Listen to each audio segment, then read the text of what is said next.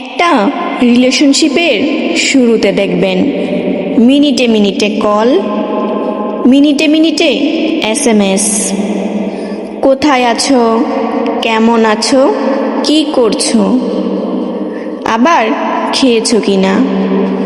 আপনি যখনই বলবেন না খাবার খাইনি, তখন সে বলবে দেরিতে খাবার খেলে শরীর অসুস্থ হয়ে যাবে তো।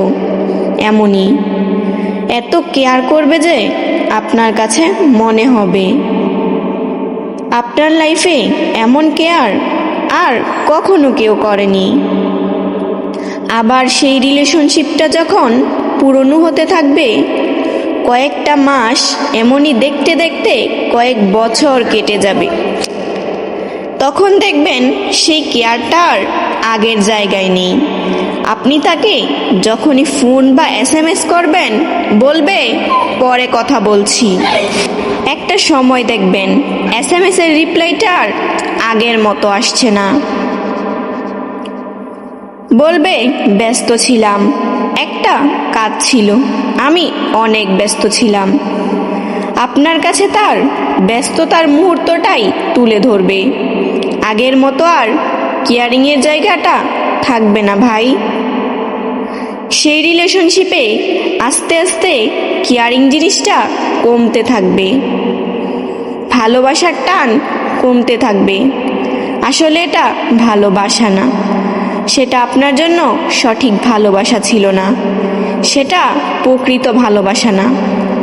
সেই মানুষটি আপনার জন্য সঠিক মানুষ ছিল না।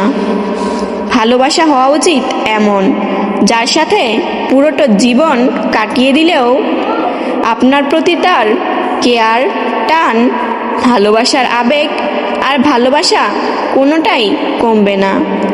সেটা হচ্ছে মূলত প্রকৃত ভালোবাসা, সঠিক ভালোবাসা। এখনকার দিনে ভালোবাসা জানেন কেমন? এখনকার দিনে ভালোবাসা টিভির সিরিয়ালের মতো, মিনিটে মিনিটে চেঞ্জ হয়ে যায়। যদি তুমি কাউকে মন থেকে সত্যিকারের ভালোবাসো আর তোমায় যদি অবহেলা করা হয়, অসম্মান করা হয়, তবে আমি একটা কথাই বলবো যে জোর করে কারো জীবনের পার্ট হওয়ার চেয়ে নিজেকে সামলাও আর তার কাছ থেকে দূরে সরে পড়ো। যে আদরে রাখে তার কাছে সকল আবদারি সাজে। যত্ন পেলে একটা মরা গাছও জীবিত হয়ে ওঠে, অযত্নে একটা ফুলও নষ্ট হয়ে যায়। স্ত্রীর সুখ কখনো কপালে কিংবা হাতের রেখায় লেখা থাকে না। স্ত্রীর সুখ লেখা হয় স্বামীর সম্মান, যত্ন আর ভালোবাসায়।